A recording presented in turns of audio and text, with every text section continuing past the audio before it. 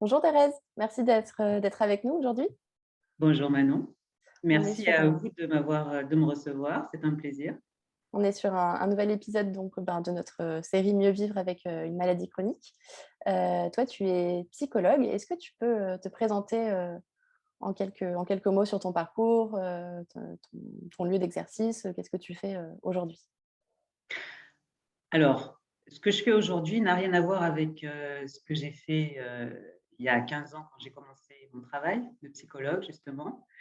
Donc, globalement, pour retracer brièvement mon parcours, j'ai commencé par justement les soins palliatifs, la cancérologie, au tout début de mon parcours. Étrangement, d'ailleurs, par hasard, parce que au départ, je voulais travailler avec des enfants.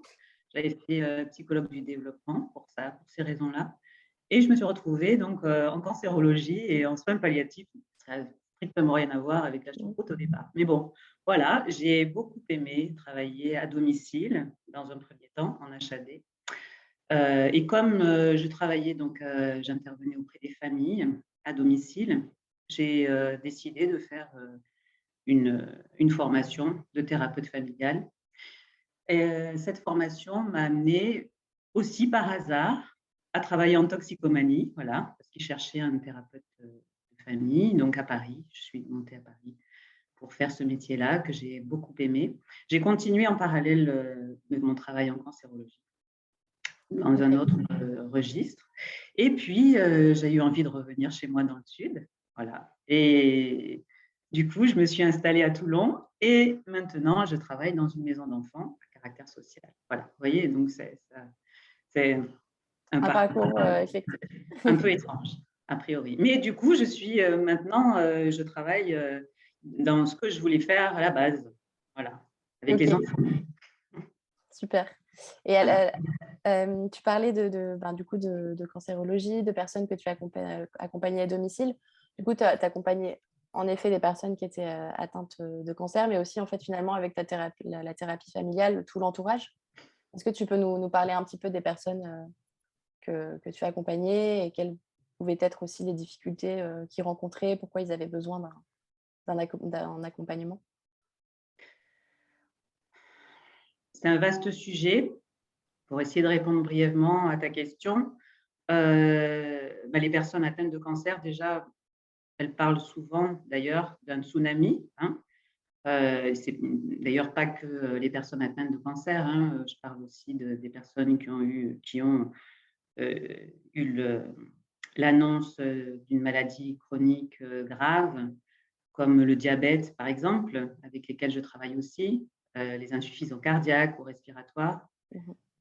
Toutes ces personnes-là, évidemment, elles étaient en bonne santé, puis du jour au lendemain, elles ont connu un gros séisme. Et voilà, donc l'idée, c'est de les accompagner dans ce parcours qui est long, de faire en sorte qu'elles acceptent un peu mieux cette maladie, les changements qui accompagnent ces maladies-là, qui sont extrêmement importants aussi. C'est une grande violence, hein, voilà. C'est un traumatisme, on peut le dire. On peut le dire. Et puis, ça modifie aussi énormément de choses dans tous les domaines de la vie, que ce soit professionnel, social, familial et autres. Donc, cet accompagnement, il peut prendre plusieurs années. Cette acceptation de cette maladie, ou même de plusieurs maladies, hein, des fois, on appelle ça la comorbidité, hein, c'est-à-dire qu'on peut avoir plusieurs pathologies qui arrivent en même temps et qui se déclenchent progressivement et qui entraînent voilà, des modifications extrêmement importantes dans la vie de ces personnes-là. Et en fait, moi, mon travail, c'est de les aider dans ce cheminement vers une nouvelle façon de vivre, une meilleure qualité de vie, que ce soit pour eux et pour leur entourage aussi, qui est très affecté par ces difficultés-là. Voilà. Donc, c'est l'essentiel, si je peux le dire comme ça, de mon travail auprès d'eux. Mm. Et j'imagine aussi que, enfin, avant qu'ils potentiellement puissent identifier, enfin, en tout cas, ils doivent avoir aussi une phase dans ce trauma, dans ce séisme dont tu parles, où peut-être ils n'arrivent pas à identifier ce qui est douloureux ou ce dont ils ont besoin de parler. Et peut-être que toi, tu Exactement. es là aussi pour les amener vers ça. Exactement. Moi, je suis là pour les accompagner parce que c'est vraiment un chemin qui est personnel, unique, mais en même temps qui trouve des similitudes euh, dans le cheminement vis-à-vis de ceux aussi qui vivent la même chose qu'eux, hein, mais dont ils ne sont pas forcément au courant.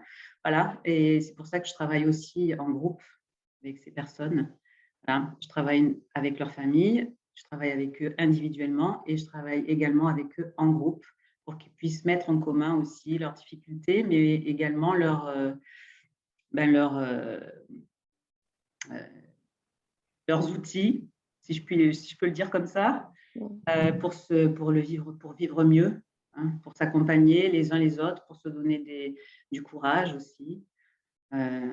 Et puis peut-être pour voir et vivre les choses autrement, quelquefois, que sous l'angle du drame constant et de tout ce qu'on ne peut plus faire. Mais effectivement, il y a des choses qu'ils ne pourront plus réaliser et faire comme avant, ou vivre comme avant. Mais ils ont aussi des découvertes extraordinaires de nouvelles potentialités, en réalité. Moi, je suis là, voilà, un peu un C'est chouette de catalyseur.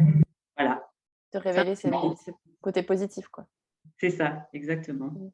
Qu'ils le fassent, qu'ils puissent le vivre entre eux, vis-à-vis d'eux aussi, mais également avec leur famille, leurs proches, qui sont en souffrance aussi comme eux, hein. Voilà, tout ça, c'est beaucoup de souffrance, c'est beaucoup de changements.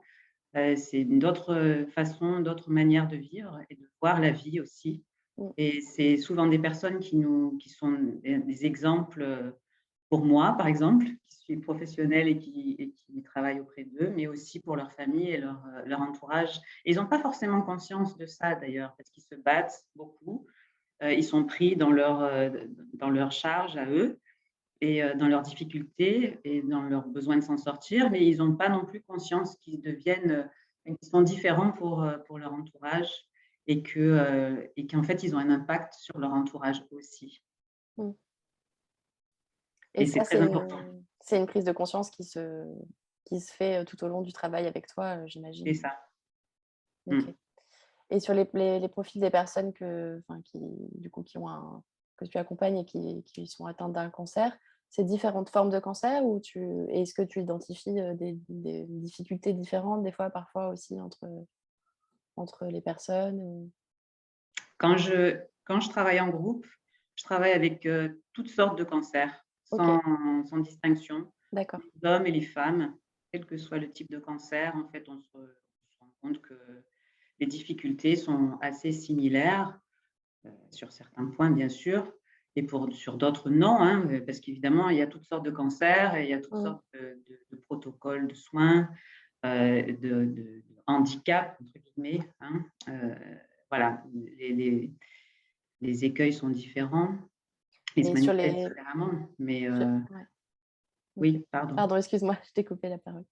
Non, je me disais sur les difficultés communes, justement, est-ce que c'est quoi? C'est apprendre à gérer le regard des autres parfois peut-être? Ou est-ce que ça va être accepter? Enfin, quelles peuvent être un peu plus concrètement les... Par rapport aux difficultés communes, je dirais qu'il y a surtout certains symptômes comme la fatigue. Ok, Le symptôme de la fatigue, c'est quelque chose qui est vraiment extrêmement prégnant dans les plaintes des patients et qui, en fait, est carrément invalidant, on peut le dire, au quotidien. Mais moi, je travaille aussi sur les troubles de la mémoire, les troubles cognitifs, hein, voilà.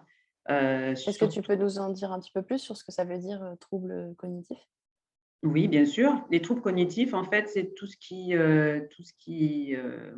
a trait à nos capacités, à nous concentrer, à apprendre de nouvelles informations, à faire plusieurs choses à la fois. Enfin, tout ce qui la cognition, ce sont les apprentissages de la vie. Voilà, c'est tout ce qui nous est donné de connaître et de construire avec notre cerveau. Voilà.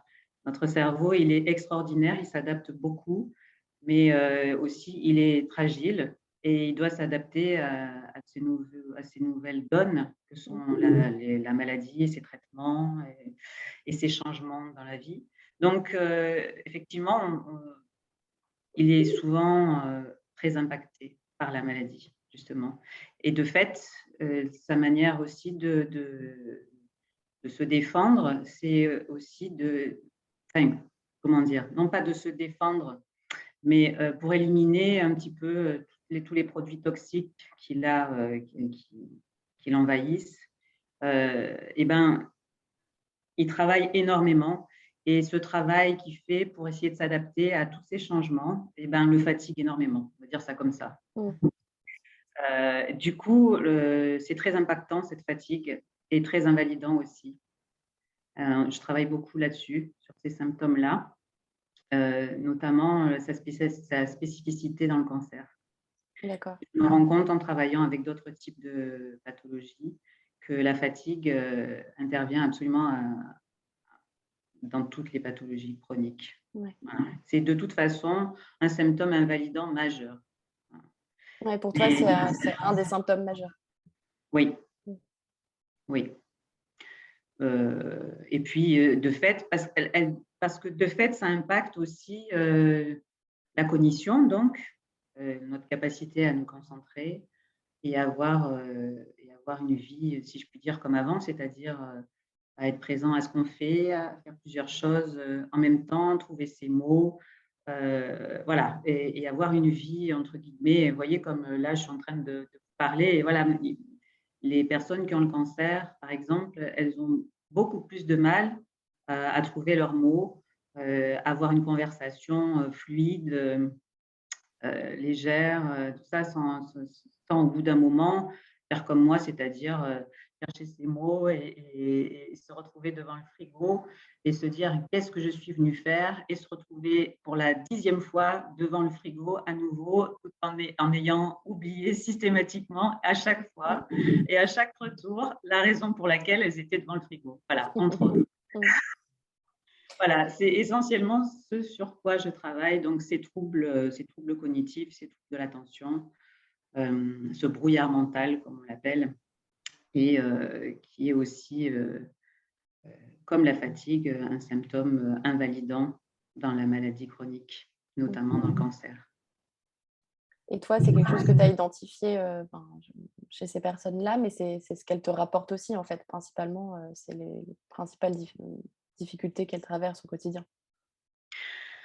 Oui, mais pas seulement, hein. Oui, Effectivement, il y a aussi les troubles. Du coup, ça entraîne aussi manque de confiance en soi, ça entraîne évidemment difficulté face au regard des autres, mais aussi face à leur propre regard sur elles-mêmes, sur eux-mêmes, hein, de se sentir en difficulté, de se sentir diminué. Évidemment, ça a un impact sur l'estime de soi, qui la plupart du temps est déjà bien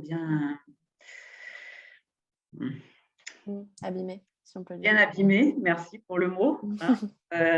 Bon là, a fortiori, d'avoir un cancer ou une maladie chronique aussi importante, difficile à gérer, avec tout ce que ça comporte. Des fois, on perd ses cheveux, on a le teint pâle, des personnes perdent beaucoup de poids, d'autres vont en prendre énormément. Voilà, il y a des symptômes physiques, et des traces physiques importantes aussi qui peuvent impacter énormément l'estime de soi, entre autres, et ses rapports aux autres, bien sûr. Mmh. Ces choses-là que j'essaye d'intervenir dans mon travail OK. avec mes collègues. Bien sûr, parce que je ne travaille pas toute seule, je tiens à préciser, Oui. hein, je suis un élément parmi des milliers d'autres dans la vie de ces personnes. Il n'y a pas que la psy, bien sûr, la psy fait partie des choses, des professionnels qui entourent les patients, mais il y a énormément d'autres professionnels qui ont une vision et un engagement très important pour eux. Mmh. On y reviendra un petit peu juste après, mais ça m'amène à ma question suivante justement, de savoir un petit peu plus toi, quelle est ta philosophie dans ta pratique de la psychologie, dans ta façon d'accompagner les personnes, ce que tu cherches à faire? Comment justement peut-être aussi tu t'y prends pour faire évoluer ces troubles cognitifs et les rendre plus vivables? Voilà. Est-ce que tu peux nous parler un peu de ton approche, en fait? Eh bien, je saurais pas, peut-être pas énoncer avec des mots corrects quelle est mon approche, parce que j'ai une approche assez globale, assez, heu, en fait, qui s'affine avec le temps, on va dire, et avec, l'expérience. Et donc je pioche un peu de partout, tout ce qui peut m'enrichir. Alors les patients sont les premiers à m'enrichir, hein, bien sûr. L'éducation thérapeutique, j'y suis, arrivée progressivement, mais en fait, je me suis rendu compte que je pratiquais l'éducation thérapeutique bien avant d'avoir fait ma formation. OK. Voilà, l'éducation thérapeutique a une vision pour moi qui est assez, qui ressemble complètement à ma façon de voir le patient. C'est-à-dire que ce sont les patients eux-mêmes, qui connaissent leurs symptômes, qui connaissent leurs difficultés et qui peuvent, avec, leur connaissance et grâce à la connaissance qu'ils ont d'eux-mêmes et à l'observation qu'ils ont d'eux-mêmes, s'apporter eux-mêmes et ensemble, Mmh. les meilleures solutions. Voilà. Disons que ça, c'est ma philosophie. Moi, je suis là simplement pour les aider à venir se rencontrer eux-mêmes, à s'observer et à s'apporter, les uns les autres. C'est pour ça que j'aime bien travailler en groupe aussi, Mmh.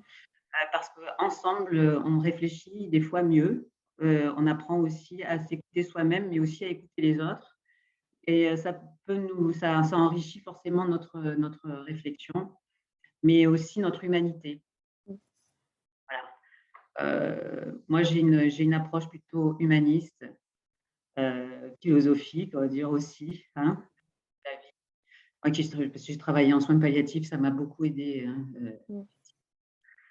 hem, voilà. Et donc je pense que, alors, que ce soit en cancérologie ou quels que soient les endroits où j'ai travaillé, en réalité, même en toxicomanie, heu, c'est fou comme, en fait, tout se regroupe, tout est dans tout. En réalité, j'ai trouvé, auprès de ces personnes-là, quelle que soit leur pathologie, on le dit d'ailleurs, la toxicomanie est une pathologie chronique, hein. Mmh. La Mmh. dépendance, et en fait, je me rends compte que je n'ai travaillé qu'auprès de personnes ayant des maladies chroniques. Mmh. C'est aussi un peu ça qui m'a amenée, heu, à travailler avec l'enfance en danger, l'enfance maltraitée, parce que je me suis rendu compte qu'en fait, les écueils et les difficultés de ces patients-là sont à peu près se retrouvent, de partout. Voilà, les traumatismes dans l'enfance, la maltraitance, le fait de mal se voir, le fait de ne pas avoir connu la bienveillance dans l'enfance, amène forcément aussi un regard très négatif sur soi à l'âge adulte, hein, et Mmh. ou Et toute la vie au long de la finalement. vie. Ouais. Voilà. Et a fortiori, c'est toutes ces difficultés qu'on a eu à être, aimé, ou toutes ces difficultés qu'on a connues dans l'inattention, ou même, j'allais dire, la maltraitance, au quotidien, en fait, hein, Mmh. qu'on n'imagine même pas comme étant de la maltraitance d'ailleurs. On se rend même plus compte, de la façon dont on traite, nos enfants et du coup notre enfant à l'intérieur, hein. Mmh. Heu, voilà, toutes ces difficultés-là qu'on a eues dans notre enfance, elles se retrouvent, à l'âge adulte, vis-à-vis de la vision qu'on a de nous-mêmes. Hein. C'est vraiment, là-dessus que on parle de l'enfant intérieur quand on est petit, on parle des états du moi, hein, Mmh. voilà. Et dans les états du moi, il y a toujours cet enfant qui est toujours là. Mmh. Voilà. Et cet enfant, cet adolescent qui est en soi, voilà, et qui vient nous parler, qui vient taper à notre porte quand on est adulte, et a fortiori quand on vit des difficultés. Voilà. Je ne sais pas si c'est clair ce que je raconte, Si, tout à fait. voilà, mais moi je travaille sur ces états-là du moi, sur la façon dont on se regarde, dont on s'observe, dont on s'apporte, de l'attention et de la bienveillance. Mmh. Tout ce qu'on a oublié ou tout ce qu'on n'a pas vécu quand on était enfant, et à l'âge adulte, qu'il faut pouvoir s'apporter. En fait, je travaille sur le fait de pouvoir retrouver cet enfant, et de devenir son propre parent bienveillant, pour le dire, un peu plus simplement. Et je Voilà. pense que enfin, ça doit être pas forcément facile, enfin, d'accès pour quelqu'un au départ de se dire comment en fait finalement je vais rentrer en contact avec cette partie de moi et donc être accompagné, être aidé, être guidé, je pense que c'est tout à fait, enfin, tout à fait, Exactement. nécessaire Et c'est très c'est un parcours que j'ai fait pour moi-même en premier, hein, mmh, évidemment, parce que ça commence toujours par soi, contrairement à ce qu'on peut mmh, imaginer. Je pense qu'on a énormément de difficultés à s'imaginer qu'on a de l'importance, mmh, et que la maladie vient nous parler de cette importance que nous devons nous accorder. mmh, Elle nous somme de nous occuper de nous. On n'a plus le choix quand on est malade. Voilà, et c'est là, tout mon travail, en fait, selon moi. ouais et c'est tout à fait à ton honneur et à l'honneur de cette pratique-là parce que, bah, c'est presque, enfin, je trouve c'est triste et à la fois heureux et tu en parlais tout à l'heure du côté positif aussi, mais de se dire qu'on a du mal à se donner de l'importance jusqu'à un moment, donné qui arrive et qui est la maladie et du coup, bah, voilà, je pense que ça La peut faire du souffrance bien. en général, hein, la Mmh. souffrance, que ce soit de la maladie physique, que ce soit une Oui, souffrance une souffrance, oui, oui. énorme, hein, Mmh. comme la dépression, Oui, bah, ou comme un choc brutal dans notre vie, tout ça, en fait, vient nous chercher de l'intérieur pour mmh, nous indiquer qu'il y a vraiment quelque chose que l'on doit faire pour soi. Heu D'une certaine manière, ça nous on n'a pas le choix, on n'a plus le choix, voilà, mmh. et bien souvent et malheureusement, bah, mais c'est comme ça, quand on va voir le psy, c'est qu'on n'a plus le choix parce Oui. qu'on est tellement mal qu'on a tout essayé, que là, on se dit en dernier lieu: «Bon, vraiment, on va voir si l'autre, elle peut faire quelque chose pour moi». Mmh.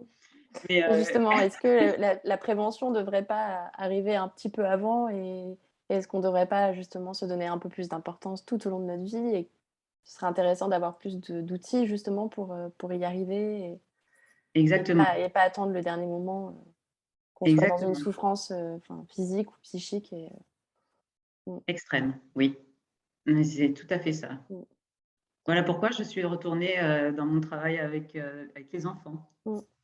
Ouais, c'est super. Voilà. Mmh, je comprends. Mmh. OK. Merci, Thérèse et tu parlais, bah, justement du collectif, hein, de la force du collectif, de l'accompagnement en groupe. Est-ce que tu peux nous dire un peu, en fait, là, pour le coup, concrètement, comment tu le mets en place? C'est des groupes de combien de personnes? Comment tu les formes, ces groupes? Comment ça se passe après, en termes de séances, de suivi, voilà? Alors moi, ce que je te disais tout à l'heure, effectivement, oui, moi, je ne travaille pas toute seule, hein, bien Mmh, sûr.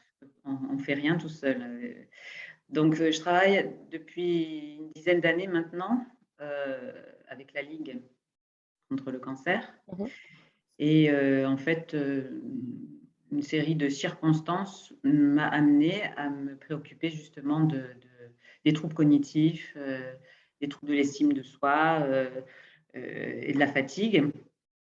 Il y a 10 ans, et depuis, ben, j'ai monté avec, une équipe, qui s'appelait Essononco. C'était un réseau de cancérologie de l'Essonne, qui avait fait des investigations justement pour voir quelles étaient, les difficultés des patients et comment on pouvait leur venir en aide, et beh, je suis arrivée là tout à fait par hasard, vraiment, encore une fois. Et voilà, et cette équipe m'a dit: «Voilà, nous, on cherche quelqu'un pour intervenir et créer des ateliers, pour, s'occuper, de ces troubles-là spécifiquement, et de monter des ateliers avec les patients».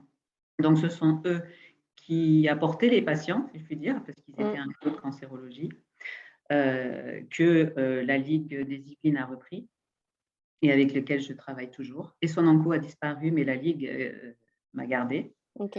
Ah, et en fait, ce sont ces réseaux-là qui amènent les patients, hein.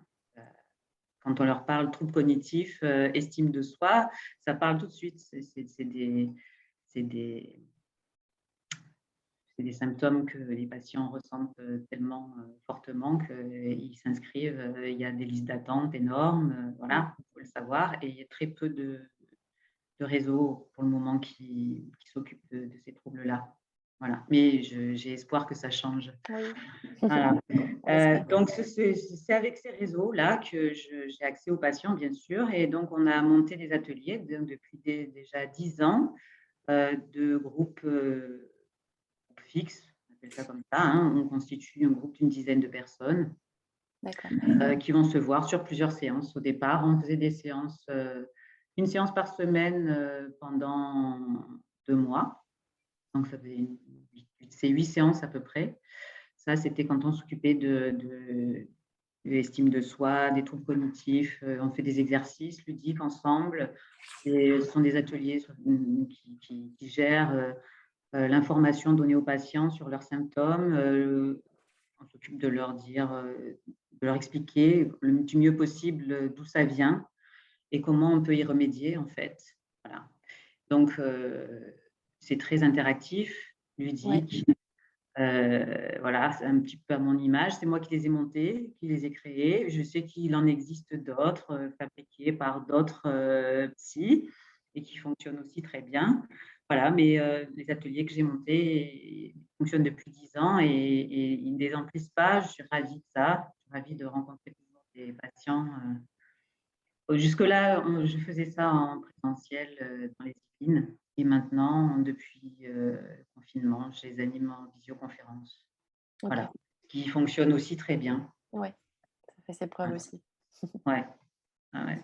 Alors, bien sûr, l'idée, c'est évidemment de faire en sorte que les gens se connaissent, se rencontrent, euh, voilà, échangent, partagent, hein, voilà, et jouent. Mm. Et reprennent du plaisir, en fait, dans leur vie, malgré la maladie. Toujours, je dis aux patients, mais où est-ce qu'il y a du plaisir maintenant dans votre vie? Ça paraît fou comme ça, comme question. Mm. Mais en réalité, c'est pas si anodin que ça. Hein. On s'imagine que, voilà, quand on est malade, il y a tout ce qu'on ne peut pas faire. Oui, mais il y a aussi des tas d'autres choses que tu peux faire. Mm. Et à quel moment tu regardes ce que tu peux faire, à quel moment tu trouves du plaisir dans ta vie malgré tout. Voilà. Et c'est vrai que des fois, ben, c'est pas si évident que ça de répondre à Mm. ces On a tendance à peut-être ouf, on a tendance à s'interdire peut-être des choses alors que finalement on a encore le droit d'exister et de eh vivre. ben, a fortiori, oui. Et bien sûr, on a le droit Mm. d'exister et bien sûr, on a le droit de se faire plaisir et bien sûr qu'il faut le faire. Il faut le faire. La vie, c'est pas, je sais pas, c'est pas une série de, de fardeaux à porter jusqu'au bout. Enfin, c'est horrible. Ce ne serait pas la vie. Quand on voit regardez les enfants, même si vous saviez, les enfants dans les foyers, à quel point ils ont des vies mais terribles, des histoires de vie déjà si jeunes, tellement inextricables, c'est même pas imaginable d'envisager une vie pareille, si jeune, et ils sont joyeux. Mm. C'est ça la résilience. Hein. Retrouvons notre enfance, retrouvons notre capacité à avoir de la joie. Voilà, c'est ça. Et du plaisir. Parce que la vie, c'est pas le fardeau, c'est pas un fardeau. C'est aussi des bons moments, parce que sinon, on ne peut plus supporter les fardeaux. Mm. Et les adultes aussi doivent Et ben, a fortiori, les adultes être ont joyeux et heureux. voilà, ils ont encore tellement de voilà, il faut retrouver ça. Mm. Et en soi, en chacun de nous, il y a des enfants, en chacun de nous, il y a l'enfant, il y a l'adolescent, et il y a cette joie possible qu'on peut retrouver. Ouais. J'en suis témoin. Super. Et pour tes techniques justement d'animation un peu de ces ateliers, tu as t'as des méthodes un petit peu, des astuces concrètes un peu qui pourraient parler à celles et ceux qui nous écoutent. Tu distribues la parole ou tu organises un cadre d'échange? Ça se Oui, matérialise comment? oui, oui, Un oui. atelier de groupe en fait. En atelier de groupe, je fais parler les gens de leurs difficultés, spécifiquement liées aux troubles cognitifs, mais bon, de fait, ça ouvre sur peut-être d'autres difficultés aussi dans leur vie. Mmh. L'idée, c'est ce partage-là. Et puis ensuite, je raconte un peu les raisons pour lesquelles elles vivent ces difficultés-là. l'idée, c'est qu'elles se rendent compte qu'elles ne sont pas toutes seules. Je dis Mmh. elles, c'est parce que c'est souvent des femmes, hein, mais il y a Mmh. aussi des hommes. L'idée, c'est donc d'être informé et de se dire que non, je n'ai pas Alzheimer, non, je ne suis pas en train de devenir, de perdre complètement la boule et non, ce n'est pas irréversible. Voilà, l'idée, c'est vraiment de faire ce constat-là et du coup, de jouer aussi ensemble. Moi, je prépare des jeux, on joue ensemble, on réfléchit ensemble sur des supports que j'ai créés, voilà, pour qu'on puisse partager toujours, qu'on puisse réapprendre comment on apprend avec des techniques de neurosciences de base, hein, mais voilà, expliquer comment fonctionne la mémoire, comment on peut, quels sont les outils qu'on a aujourd'hui pour améliorer son attention et ses capacités mnésiques, voilà. Et comment on s'en sert. L'idée, c'est de s'en servir, voilà, en groupe, joyeusement, encore une fois. Tu as un exemple de jeu que tu proposes à nous partager? Euh, qu'est-ce que je pourrais vous dire? Ben, c'est des jeux classiques de mémoire, hein. On fait la même chose certaines fois avec les personnes âgées aussi en remédiation, comme par exemple écouter un texte que je raconte. Et l'idée, c'est que les, les participants reconstituent ce que j'ai raconté, hein, euh, retrouvent justement, puisque l'idée c'est de perdre la mémoire, l'idée c'est ça, c'est de retrouver ses capacités attentionnelles, c'est de solliciter mes capacités attentionnelles à l'aide d'outils que je donne. Voilà. Sinon, on fait des jeux de lettres, voilà, on cherche des couples de mots, des associations de mots, des associations de mots pour faire retrouver des expressions, par exemple, de la langue française. Ça, elles aiment bien aussi faire ça. C'est tout un tas de jeux qui ne sont pas forcément des choses extraordinaires, hein, mais qui remettent au travail, qui font fonctionner la Et tête. qui Ouais, et puis qui doivent peut-être donner des idées aussi pour les reproduire, chez soi, peut-être tout seul, ça C'est ça. fonctionne aussi. L'idée, c'est de donner des Mmh, outils qui vont permettre et surtout de les remettre sur les rails pour mmh, qu'elles aient envie à nouveau. Je leur dis, faites des jeux de société, c'est formidable les jeux de société. mmh. Voilà. Encore une fois, parce que ça sollicite tout un tas de fonctions cognitives, peu importe de ne pas connaître ces fonctions-là, l'idée, c'est d'aller les solliciter toujours plus. L'idée, en fait, de ces ateliers-là, c'est de dire, attendez, la mémoire, le cerveau, même s'il a été impacté fortement par la maladie, par ses traitements, c'est comme le corps, c'est comme un muscle, hein. Le muscle, si vous avez cassé votre poignet, il a été mobilisé pendant quelque temps, il va falloir c'est quoi le mot? Vous voyez, Le je l'ai rééduquer, le le stimuler. rééduquer, c'est de la rééducation, voilà. Donc le cerveau, c'est pareil. Si je le laisse en stand-by pendant trop longtemps, si je décide qu'il ne fonctionne plus parce que je suis malade et que c'est foutu, en fait, je fais tout le contraire de ce qu'il faut que je fasse. Mmh. Voilà. Donc, je me reprends en main et je me dis que j'ai toujours des capacités et que même s'il m'en reste un tout petit peu, progressivement, à force de les utiliser, eh ben, elles vont se redévelopper à nouveau et que rien n'est perdu. Mais qu'il faut à nouveau solliciter les choses pour repartir et créer de la vie, quoi, Mmh. tout simplement. Voilà. Garder C'est de sa la motivation. rééducation, c'est de la rééducation, purement et simplement. Voilà. Et après, vous aurez oublié que vous aviez eu le poignet cassé parce que vous continuerez de vous en servir. Voilà. Mais avec le cerveau, c'est pareil. Vous allez progressivement oublier que vous avez eu des difficultés de concentration parce que progressivement, ça va revenir.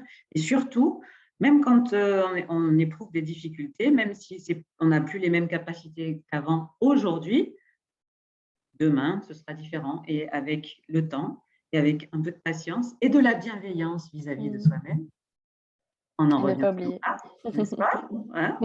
Eh ben, on apprend aussi de fait la bienveillance. C'est-à-dire, oui, on peut réaliser des exercices. Des fois, on n'y arrive pas parce que des fois, je leur fais faire des choses vraiment très difficiles et tellement différentes de ce qu'elles font dans leur vie quotidienne que, ben oui, elles sont pas obligées de tout réussir d'un coup. Mais c'est pas grave. C'est pas grave. Au moins, on l'a fait. Au moins, on a essayé et progressivement, elles se rendent compte qu'elles ont leurs capacités sont intactes en fait. Et c'est tout l'intérêt. Voilà, retrouver de la confiance. Et ça fonctionne du coup, Et c'est ça chouette. fonctionne très bien. Justement, Et en c'est plus, l'objet de ma dernière question, de te demander un petit peu bah, les bénéfices que tu observes par rapport à ces ateliers et à ces séances bah, collectives pour le coup. Euh, ouais, voilà. Ce eh que tu ben, vois les positif. bénéfices, je dirais que c'est d'abord de retrouver de l'enthousiasme et de l'envie d'aller vers les autres. Parce que bien souvent, la difficulté de ces personnes, c'est de se replier un peu sur elles-mêmes, de perdre confiance en leurs capacités et de se dire que finalement, le monde extérieur ne les comprendra jamais, que c'est trop compliqué, qu'elles ne reprendront pas leur vie d'avant et que du coup, bah, voilà, elles ont plutôt tendance à se replier. Alors que justement, l'idée, c'est de leur faire comprendre que pour que ces difficultés-là prennent moins de place et qu'elles reprennent, comment dire, leur vie normale, si je puis dire, plus rapidement, Mm. c'est justement en allant vers les autres, en essayant d'apprendre de nouvelles choses et en jouant et en se remettant en selle, en fait. Voilà. Et reprendre de l'enthousiasme, l'envie d'apprendre et l'envie de rencontrer des gens. C'est ça qui va faire en sorte que l'ouverture sera plus grande, que la fluidité sera plus rapidement reprise, etc. etc. Je m'exprime très mal, excusez-moi, mais Non, c'est très clair. l'idée vraiment, c'est ça, c'est de retrouver ses capacités à travers le jeu, à travers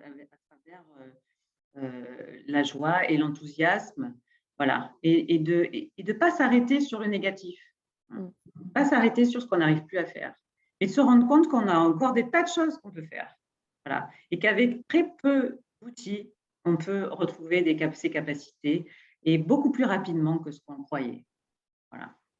Et tu as j'imagine des témoignages de personnes que tu as suivies qui te disent merci Pléthore. Thérèse, maintenant, non, non, justement, merci. Maintenant, Oui, oui, j'arrive à aller vers les autres, j'arrive à être bienveillant envers moi-même, j'arrive à me faire du bien et à être heureux et à me lever le matin et être motivé. oui, oui, oui. J'ai même des personnes qui m'ont dit qu'elles avaient repris leurs études, Génial. qui ont changé de travail, qui se sont complètement, qui ont changé complètement leur vie. Voilà. Alors, c'est pas grâce à mes ateliers, attention, hein, bien sûr, c'est En tout ce qu'elles partie. ont mis en place autour. Mais l'idée, voilà, les ateliers que j'anime, ils sont simplement là pour donner une étincelle. Voilà. Je remets sur les rails. Et une fois que ça, c'est fait, une fois qu'elles ont intégré que rien n'est foutu et que tout est possible à nouveau, alors c'est gagné pour moi et c'est gagné pour eux, du coup. S'ils s'en saisissent, et la plupart s'en saisissent parce que justement, on progresse ensemble. Et grâce aux uns et aux autres et à leurs témoignages, personne n'en est au même point. Et grâce à leurs petits conseils, ceux qui se donnent à eux-mêmes et aux autres, voilà, et bien progressivement, on arrive à trouver des bonnes méthodes pour soi-même et pour pouvoir aller plus loin. C'est tout l'intérêt. Voilà. C'est un très beau mot de la fin. Merci, merci pour tout ça. C'était super. Merci à toi, Manon. Et Je- j'espère que franchement, que ces genres d'ateliers va se multiplier. Je travaille beaucoup pour ça. J'œuvre pour ça. Et je pense que tu n'es pas la seule à y croire et que ça viendra. J'en suis sûre. Il le faut. Il le faut, ouais. Et je Mm. voulais juste te poser 3 petites questions, pour finir, auxquelles tu peux répondre de façon, assez courte. La première, c'était de te demander quel était, le conseil ou alors si on peut dire, le mantra qui t'accompagne un petit peu au quotidien et qui guide ta façon, de faire ton travail et d'accompagner les personnes.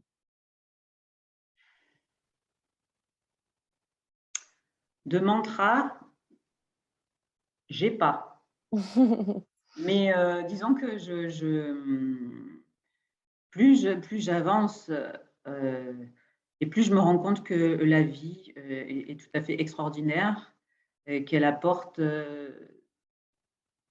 En fait, même quand on observe la nature, moi je suis quelqu'un qui observe beaucoup la nature, je me rends compte à quel point, même dans les broussailles, les chemins épineux, il y a des fruits qui poussent, il y a des choses. euh, voilà, Des surprises. des C'est la vie. surprises. La vie est extraordinaire. La vie amène toujours des surprises. La vie me surprend tout le temps par sa multiplicité, puis sa puissance, malgré tout, à, à- à être ce qu'elle est, quoi, toujours plus belle et toujours plus créative. Voilà. Voilà. Oui, c'est vrai que c'est le mot. Moi, mon leitmotiv, c'est sois créative. Même si tu crois qu'il n'y a pas d'issue, que ce n'est pas possible, que ça n'arrivera pas, non.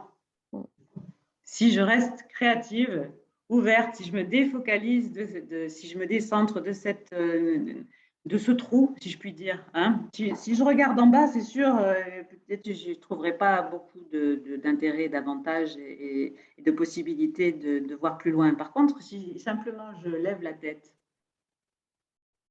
je vais percevoir le monde autrement et peut-être d'autres possibilités pour faire ce que j'ai envie de faire ou autrement, peu importe. La vie est créativité. Voilà, c'est ça mon mantra.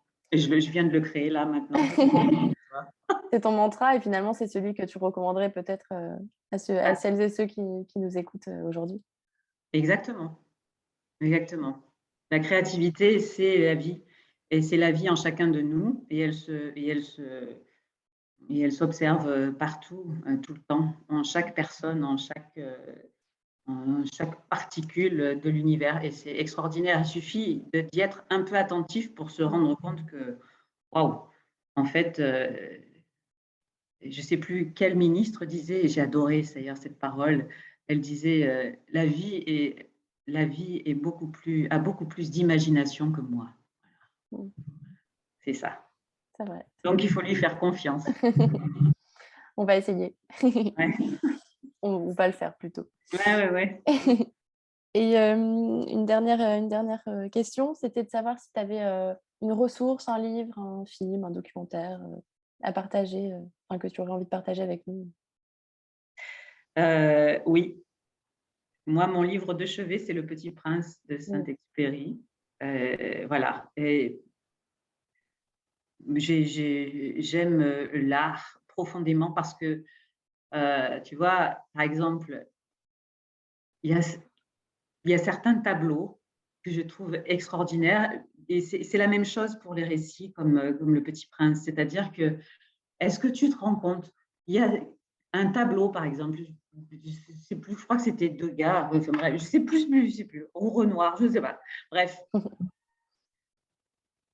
est-ce que tu te rends compte qu'un peintre peut, il y a 200 ans, a peint une scène de fête et qu'il suffit que je me mette devant cette scène pour vivre cette fête.